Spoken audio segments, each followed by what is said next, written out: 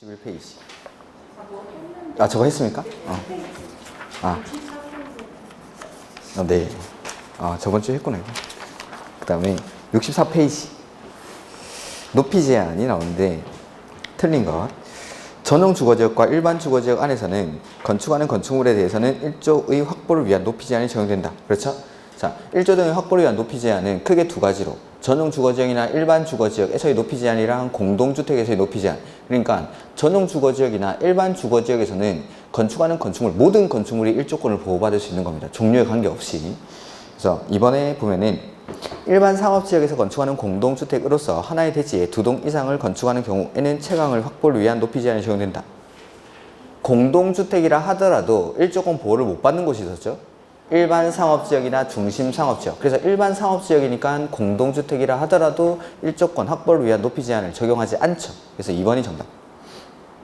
3번 건축물의 높이가 정해지지 아니한 가로구역의 경우 건축물 각 부분의 높이는 그 부분으로부터 전면도로의 반대쪽 경계선까지의 수평거리 1.5배를 넘을 수 없다. 이런 건 보지 마시고 그냥. 그 다음에 그러니까 삭제된 지문을 넣어놨죠.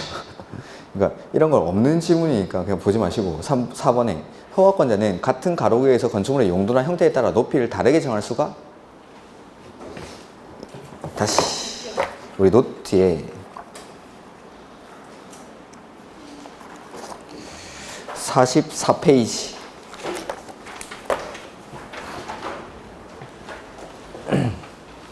자, 가로구에 관해서 높이 제한이 딱 4줄로 돼 있죠. 그게 답니다, 그냥. 허가권자, 즉 시장구청장은 가로구역별 건축물의 높이를 심의를 거쳐서 지정 공고할 수가 있습니다. 허가권자가. 근데 같은 가로구역 안이라도 건축물의 용도나 형태에 따라 높이를 다르게 정할 수가 있죠. 그 다음에 가로구역 안에서 높이를 완화할 필요가 있다고 인정하는 대지에 대해서는 역시 심의를 거쳐서 높이를 완화하여 적용할 수 있다. 그 다음에 특별시장, 광역시장은 가로구역별 건축물의 높이를 뭘로? 특별시, 광역시, 조례로 정할 수가 있다라는 거. 이게 이제 가로구역 안에서의 높이 제한입니다. 그래서 5번에 보면은 허가권자는 가로구역별 건축물의 높이, 최고 높이를 지정하려면 심의를 거쳐야 한다. 네. 가로구역별 건축물의 높이를 지정 공고할 때는 심의를 거쳐서 지정할 수 있다라는 거죠. 그 다음에 2번에 지역 지구의 건축물에 관한 설명으로 옳은 것. 하나의 건축물이 방화벽을 관계로 방화지구와 그 밖의 구역에 속하는 부분으로 구획된 경우 건축물 전부에 대해서 방화지구 안의 건축물에 관한 이 법 규정을 적용한다. 틀렸죠. 자, 건축물이 방화지구에 걸쳐 있을 때는 그 전부, 건물 전부에 대해서 방화지구에 관한 규정을 적용하지만 방화지구와 방화지구 아닌 곳의 경계가 방화벽으로 구획된 경우에는 방화지구에 대해서는 그대로 방화지구에 관한 규정을 적용하지만 방화지구가 아닌 곳에 대해서는 그러하지 않는다. 구획이 돼 있으니까. 그 다음에 하나의 건축물이 방화지구와 그 밖의 구역에 걸치는 경우 그 건축물 전부에 대해서 방화지구 안의 건축물과 대지 등에 관한 이 법 규정을 적용한다. 2번이 맞죠. 그러니까 방화벽으로 구획이 안 돼 있을 때에는 그 전부, 건물 전부에 대해서 방화지구에 관한 규정을 적용하겠다라는 거. 그 다음에 3번. 대지가 녹지지역과 관리지역에 걸치면서 녹지지역 안의 건축물이 취락지구에 걸치는 경우에는 건축물과 대지 전부에 대해서 취락지구에 관한 건축법 규정을 적용한다. 이런 규정은 없습니다. 그냥 취락지구에 관한 특례 이런 건 없고 하나의 건축물이 녹지지역과 그 밖의 지역, 지구, 구역에 걸칠 때는 각각 녹지지역과 그 밖의 지역에 걸칠 때는 각각의 지역, 지구, 구역에 관한 규정을 적용합니다. 취락지구에 관한 특례는 없습니다. 이게 녹지지역에 대해서는 있지만. 그 다음에 4번. 시장군수는 도시관리를 위해서 필요하면 가로구역별 건축물의 높이를 시군, 조례로 할 수 있는 건 특별시장, 광역시장만. 그 다음에 상업지역에서 건축물에 건축하는 경우 1조 확보를 위해서 건축물을 인접대지 경계선으로부터 1.5m 이상을 띄워서 건축한다. 1.5m 띄우고 이런 것들은 전용 주거지역이랑 일반 주거지역에서 정북 방향 인접대지 경계선으로부터 띄우는 거지 뭐 상업지역에서 이런 규정은 없습니다. 그러니까 없는 규정들을 막 만들어 놓는 겁니다. 이게 지금 문장들이. 그 다음에 계산 문제가 좀 여러 개 나오는데 자 보면은 3번 문제. 건축법령상 대지 면적이 160제곱미터인 대지에 건축되어 있고 각 층의 바닥 면적이 동일한 지하 1층, 지상 3층인 하나의 평지분 건축물로서 용적률이 150%라고 할 때 이 건축물의 바닥 면적은 얼마인가? 자, 보면은 지금 용적률이 주어져 있고 대지 면적이 주어져 있죠? 용적률은 구하는 공식이 대지 면적 분의 연면적이죠. 연면적. 연면적은 각 층 바닥 면적의 합계죠. 그러면은 지금 대지 면적이 160. 그 다음에 용적률이 150%? 면은 우리는 연면적 구할 수 있습니까? 네. 대지 면적이 160이면 용적률이 150%라는 건 대지 면적의 1.5배만큼을 건물의 용량으로 사용할 수 있다. 이런 뜻이죠. 그러면은 160에다가 1.5를 곱하면 제가 하죠. 240. 절반만큼을, 이거 절반만큼을 더해주면은 1.5배죠. 그러니까 이런 것들, 학개론도 이런 걸 해야 되는데 1.5배라는 건 이거의 절반을 더해주면 됩니다. 1.5배. 그러면 160의 절반, 80을 더해주면 240이죠. 연면적이 240이죠. 240인데 문제는 구하는 게 바닥 면적을 구하라고 했죠. 그러니까 보면은 용적률 산정할 때는 지하층은 빼야 되죠. 그럼 지상 3층이고 바닥 면적이 동일하니까 240을 똑같이 3으로 나눠주면 80. 똑같이 3으로 나눠주면 되니까. 이렇게 지상 3층이니까 240을 똑같이 3으로 나눠주면 되는 거죠. 그래서 각 층의 바닥 면적은 80이 되는 겁니다. 80. 그 다음에 건축법령상 건축물이 있는 대지는 조례로 정하는 면적에 못 미치게 분할할 수 없다. 그게 주거지역 60, 상업공업 150, 녹지 200, 기타 60이죠. 다음 중 조례로 정할 수 있는 최소 분할 면적 기준이 가장 작은 용도지역은 그럼 주거지역 찾으면 되겠죠. 그래서 1번 주거지역 60, 상업공업 150, 녹지 200, 기타 60이니까. 그 다음에 5번에 건축법령상 1000제곱미터의 대지에 건축한 다음의 건축물의 용적률은 얼마인가 라고 되어 있죠. 그러니까 공법에서 계산 문제는 대부분 이거 가지고 푸는 겁니다. 이거 가지고 다 푸는 겁니다. 저거 중에 2개 주고 나머지 하나 찾는 거, 그게 공법의 계산 문제입니다.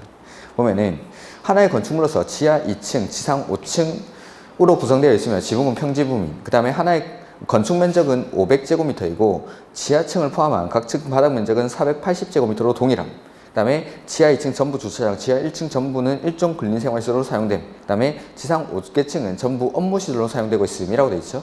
자, 용적률을 구하는 거니까 지금 대지 면적이 1000제곱미터 이고, 그 다음에 연면적인데 용적률 구할 때 연면적은 지하층은 빼야 되죠. 그리고 연면적이라는 건 각 층 건축 면적의 합계입니까? 바닥 면적의 합계입니까? 바닥 면적. 그럼 바닥 면적은 480제곱미터로 동일하죠. 그러면 480이고 지상이 5개층이니까 480 곱하기 5 하면은 이 건축물의 연면적이 나오는 겁니다. 480 곱하기 5 하면은 2400입니까? 맞습니다. 제가 계산했습니다. 방금. 2400. 그러면 용적률은 240%. 오케이. 그래서 1번이 정답. 그 다음에 6번에 보면은 건축법령상 구조안전 확인 건축물 중 건축주가 착공신고 시 구조안전 확인 서류를 제출하여야 하는 건축물이 아닌 것. 자, 아까 구조안전 확인 서류 제출 대상 건축물은 층수가 2층 이상, 연면적은 200제곱미터 이상인데 목구조 건축물의 경우에는 3층 이상, 그 다음에 500제곱미터 이상 이렇게. 그 다음에 건축물의 높이는 13m, 처마 높이는 9m, 기둥과 기둥 사이 거리는 10m, 그 다음에 단독주택이랑 공동주택 이런 것들이 구조안전 확인 대상 건축물. 그러면 보면은 단독주택 맞죠? 그 다음에 5번에 다세대 주택은 공동주택이니까 맞고, 그 다음에 처마 높이는 9m 이상인데 10m니까 맞죠? 그 다음 기둥과 기둥 사이 거리는 10m 이상인데 여기 10m니까 맞고, 그 다음에 연면적이 300제곱미터인 2층의 목구조 건축물. 목구조 건축물은 3층 이상이나 500제곱미터 이상. 그러니까 틀렸죠.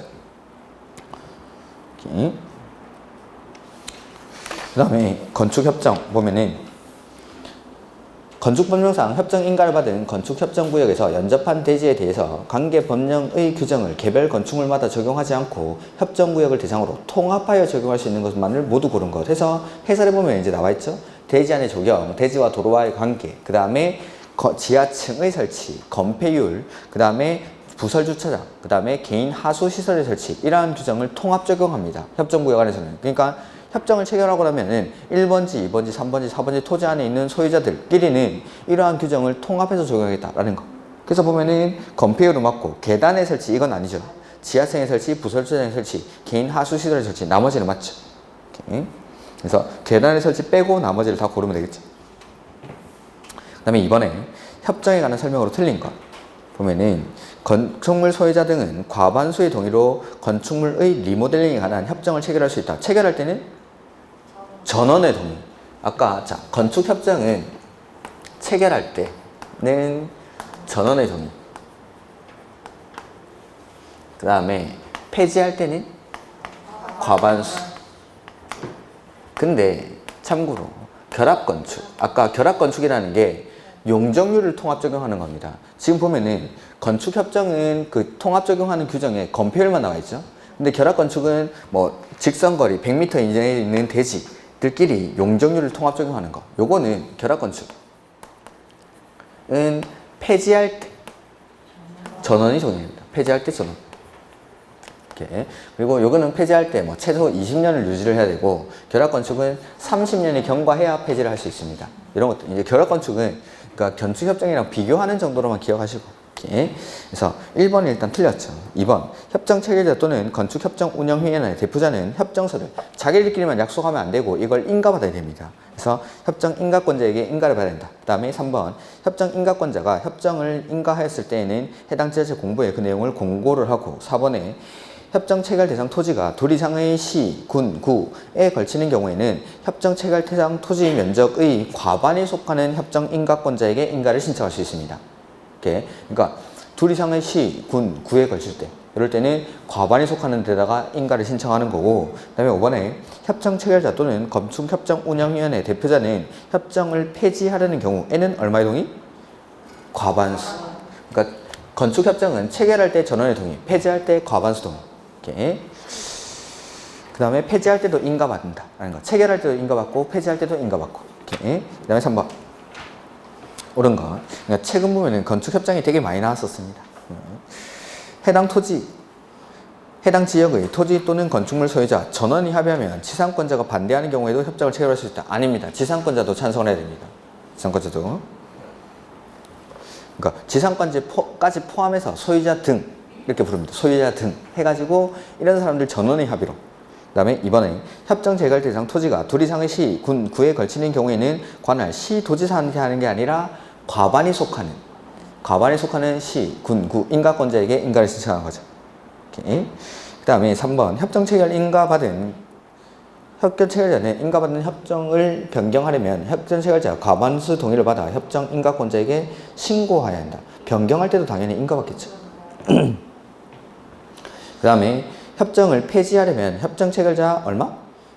과반수. 체결할 때는 전원의 동의, 폐지할 때는 과반수. 아까 보니까 변경할 때도 과반수죠. 이렇게. 그 다음에 인가를 받아야 되고 5번에 협정 체결에서 달리 정하지 않는 한 건축협정이 공고된 후에 협정구역에 있는 토지에 관한 권리를 협정 체결로부터 이전받는 자도 협정에 따라야 한다. 그렇죠. 약속을 해놓은 토지를 매입을 했으니까 그 약속에 그대로 자기도 따라야 된다. 양수인도. 그 다음에 결합건축을 하고자 하는 건축주가 허가를 신청할 때 결합건축 협정서에 명시해야 하는 사항이 아닌 것 이런 것들은 그냥 참고로 보십시오. 네. 그 다음에 472페이지 1번 건축분쟁위원회 이런 거 보지 마십시오. 그 다음에 2번 이거 한번 보면은 이게 뭐냐면 그 범죄 발생이 많이 일어나고 1인 가구를 대상으로 그 다음에 심야에 혼자 있는 시설들을 대상으로 범죄 발생이 많이 일어나다 보니까 이런 건물을 건축할 때는 국장이 정하는 범죄 예방 기준에 맞게끔 건축물을 건축해야 된다라는 건데 참고해서 밑에 보면은 그 다음의 대통령령으로 정하는 건축물은 위 1에 따른 범죄 예방 기준에 따라 건축해야 한다라고 해서 1인 가구가 많이 사는 곳이라고 생각하시면 됩니다. 그래서 예전에는 500세대 이상의 단 아파트에서만 범죄 예방 기준에 맞게끔 건축을 했었는데 그 세대수 기준을 없애버리고 보면은 다가구, 아파트, 연립, 다세대 싹 다 포함합니다. 이거. 예전에는 500세대 이상의 아파트에서만 범죄 예방 기준에 맞게끔 했습니다. 근데 이걸 언제 개정했냐면 그 몇 년 전에 그 원룸에 들어간 여자 지키고 있다가 문 잡고 뭐 그런 거 있었죠. 그거 하고 나서 바로 바꿨습니다. 이거. 다가구, 아파트, 연립, 다세대 싹 다. 예전에는 500세대 이상의 아파트였다가 이걸 다가구 주택 이게 대표적으로 원룸이죠. 원룸. 이렇게. 그 다음에 일종 근생 중 일용품을 판매하는 소매점, 그러니까 편의점 같은 것들 야간에 범죄가 많이 일어나죠. 그러니까 CCTV 설치하고 이런 거 하라는 겁니다. 범죄 예방 기준이라는 게. 그 다음에 이종 근생 중 다중 생활시설 이거 뭐죠? 고시원. 고시원. 고시원도 1인 가구 많이 사는 것이죠. 그 다음에 맨 밑에 보면 숙박시설 중 다중생활시설. 제가 나눠드린 프린트에 보면은 500제곱미터 미만인 다중생활시설은 이종근생, 500제곱미터 이상일 때는 숙박시설 이렇게 했었죠. 그 다음에 그 위에 잘 사는 1인 가구는 오피스텔에 살죠. 업무시설 중 오피스텔, 고시원, 오피스텔, 그 다음에 원룸인 다가구주택 이런 것들 뿐만 아니라 빌라 같은 연립, 다세대도 마찬가지. 그 다음에 아파트도. 그 다음에 하나, 둘, 셋, 네 번째죠. 문화집회시설. 요런. 근데 동물원, 식물원은 제외하고 교육, 연구시설 중에 연구소 및 도서관은 제외하고 그 다음에 노이즈시설, 수전시설 이런 것들. 이런 것들은 범죄 예방 기준에 맞게끔 설치를 해야 됩니다. 그래서 보면은 교육, 연구시설은 설치를 맞죠.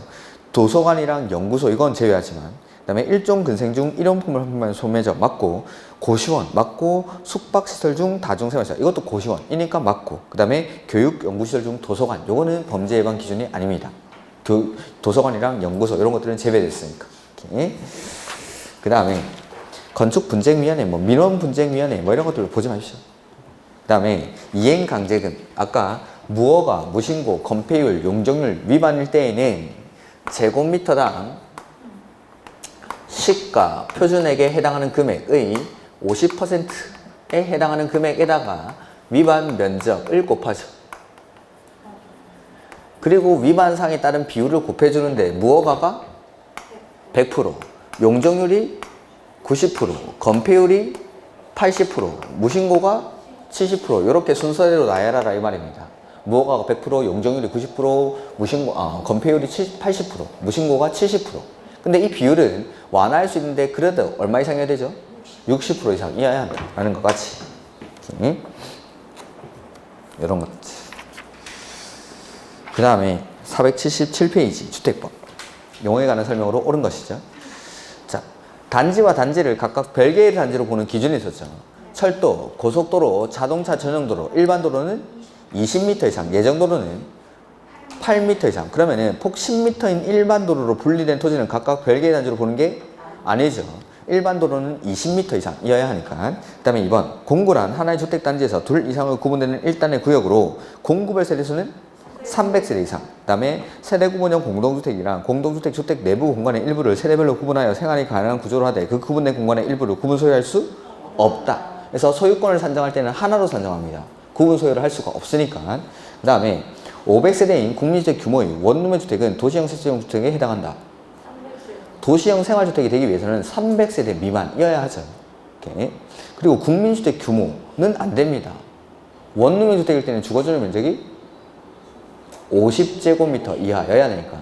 도시형 생활주택은 국민주택 규모이지만 원룸형 주택은 50제곱미터 이하여야 되죠. 50제곱미터. 그 다음에 5번에 산업단지 개발 사업에 의해서 개발 조성되는 공동주택이 건설된 용지는 공공택지에 해당한다. 네, 이게 맞습니다. 그러니까 그런 사업들을 다 기억하기는 좀 힘든데 눈에는 좀 익혀두시라는 겁니다. 그 다음에 주택법령상 주택단지가 일정한 시설로 분리된 토지는 각각 별개의 주택단지로 본다. 그 시설에 해당하지 않는 것. 철도, 고속도로, 자동차 전용도로, 일반도로는 20m 이상, 예정도로는 8m 이상. 그래서 정답이 3번. 예정도로가 20m의 예정도로. 이거는 8m 이상이죠.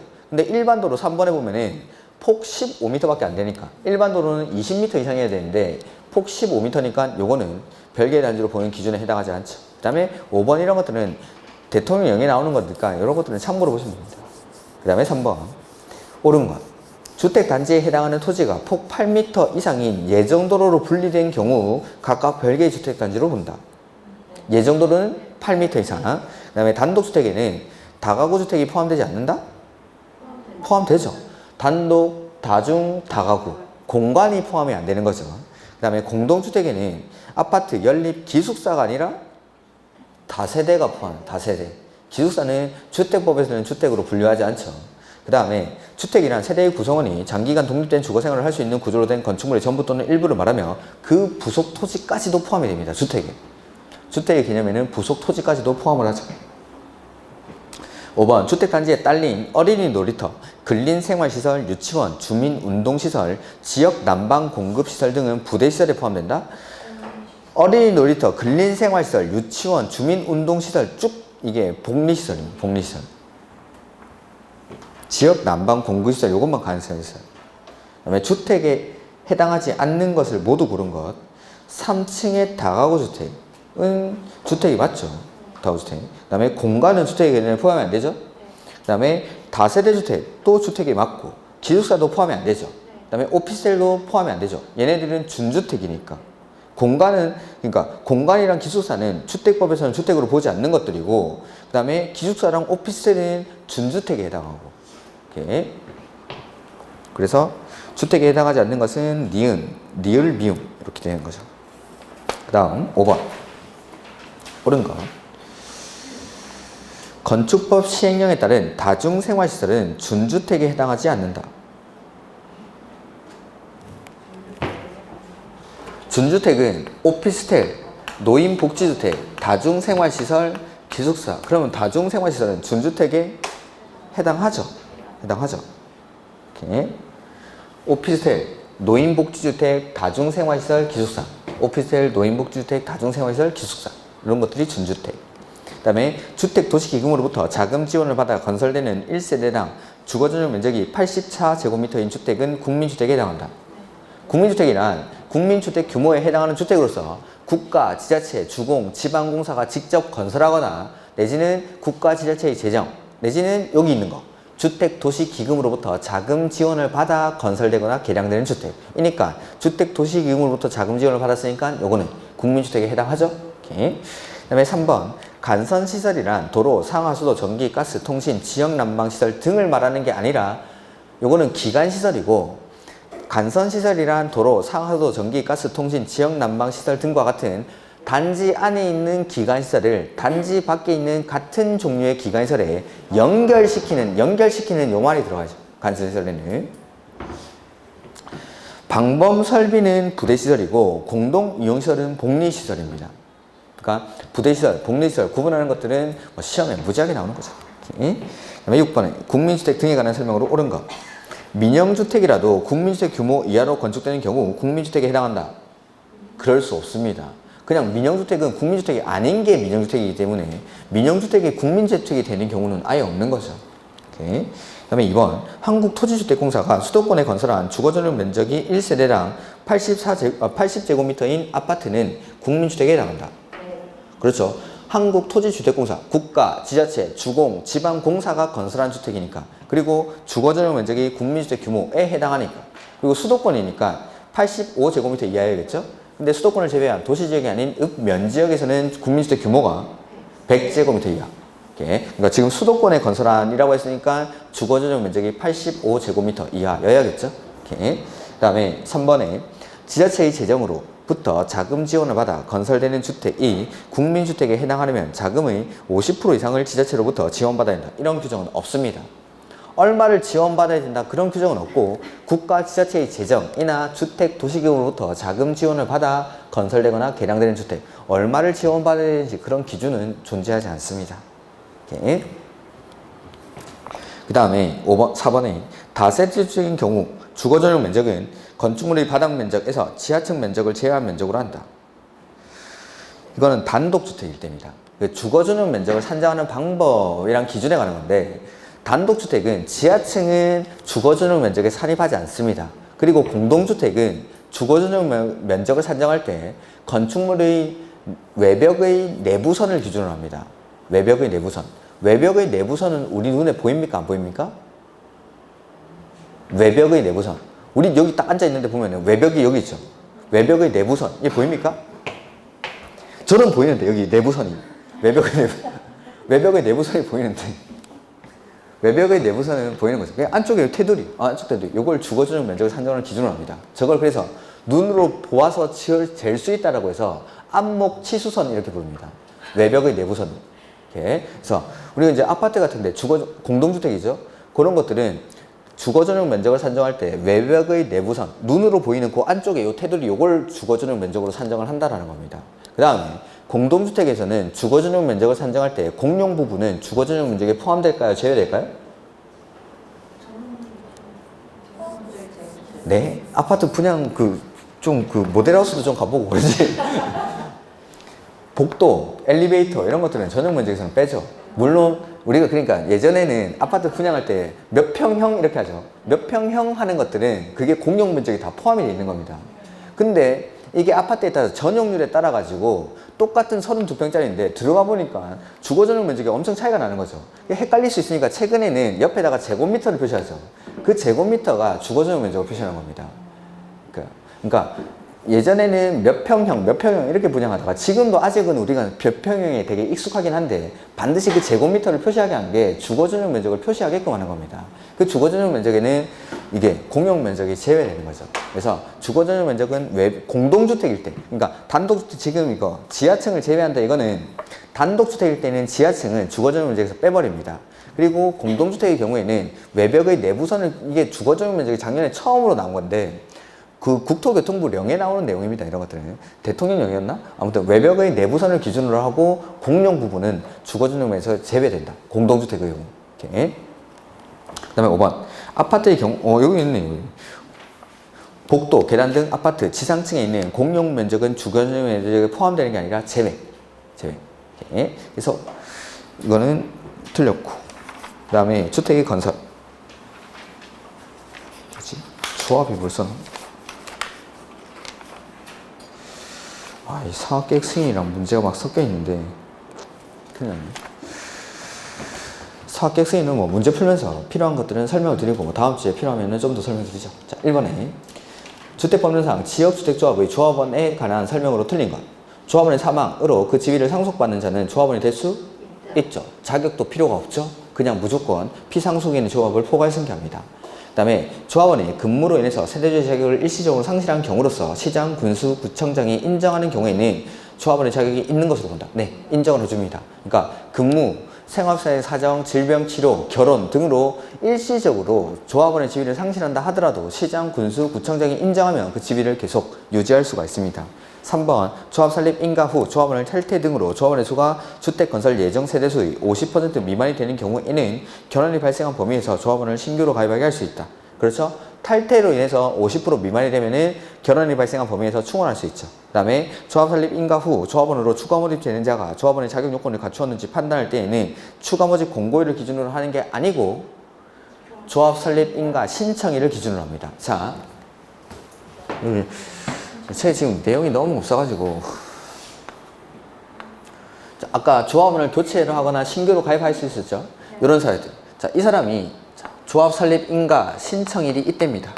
근데 충원 당시는 요때죠. 자, 인가 신청일에는 내가 지역주택조합이다 라고 하면은 이 지역에 4개월 거주하는 바람에 조합원이 될 수가 없었습니다. 근데 충원 당시에는 6개월을 충족시킨 거죠. 그럼 원래 이 조합원이 될 수 없던 사람이 충원 당시를 기준으로 해버리면은 조합원이 될 수 있게 되는 겁니다. 그러면은 이때 가입한 사람이랑 이때 가입한 사람이 그게 조합원의 자격에서 차이가 발생하니까 모든 조합원들의 자격 요건을 동일하게 하려면 요때를 충원되는 사람도 요때를 기준으로 해야 되는 겁니다. 그래서 충원되는 사람들도 자격 요건이 있는지를 판단할 때는 조합 설립 인가 신청일을 기준으로 하겠다라는 겁니다. 충원 당시를 하는 게 아니라. 그 다음에 5번 조합원 추가 모집에 따른 주택조합 변경 인가 신청은 사업계획 승인 신청일까지 해야 한다. 이게 옳은 지문. 이건 옳은 지문. 그래서 틀린 건 4번. 그 다음에 지역주택조합 설립 인가를 신청하기 위해서 제출하여야 하는 서류에 해당하지 않는 것. 그래서 보면은 조합장 선출 동의서, 조합원의 동의서를 받은 정산서, 동의를 받은 정산서. 사업 시작도 안 했는데 인가 신청할 때 정산할 게 별로 없겠죠. 조합 설립 인가, 이제 조합 이제 만듭시다라고 하는 건데 정산서를 뭘 제출할 게 별로 없습니다. 그 다음에 조합원이 전원이 자필로 연명한 조합 규약, 조합 정관이랑 똑같은 역할을 하는 겁니다. 규약이라는 게. 그러니까 지역주택조합이나 직장주택조합은 법인이 아닙니다. 법인이 아니기 때문에 등록을 안, 인가 받고 나면 성립하고 뭐 따로 등기를 하지 않기 때문에 여기서는 정관이라고 부르지 않고 주택법에서는 규약이라고 합니다. 규약. 이렇게. 그 다음에 조합원 자격이 있는 자임을 확인하는 서류. 이 지역에 6개월 이상 거주를 했고 85제곱미터 이상의 주택을 하나 소유하고 있거나 아니면은 무주택다라는 걸 확인할 수 있는 서류를 첨부하라는 거죠. 그 다음에 해당 주택 건설 대지의 80% 이상에 대한 사용 권한을 확보하였음을 증명하는 서류. 인가 신청할 때 아까 권한은 얼마 이상? 80% 이상. 소유권은 15% 이상. 이게 옛날 문제라서 지금 권원밖에 안 나와 있지만 지금은 소유권 15% 이상을 확보했다라는 서류도 첨부를 해야겠죠. 그래서 인가 신청할 때는 권원 80%, 소유권 15% 이상을 확보를 해야 되니까 거기에 관한 서류를 첨부를 해야 된다라는 겁니다. 이렇게. 근데 뭐 정산서 이런 것들은 아닙니다. 그다음에 3번. 사업계획 승인에 관한 내용인데 지금 사업계획 승인에 관한 문제가 나와 있어가지고 사업계획 승인을 조금 쉬었다가 그냥 사업계획 승인을 설명드리고 문제를 사업계획 승인까지 다 풀어버리죠.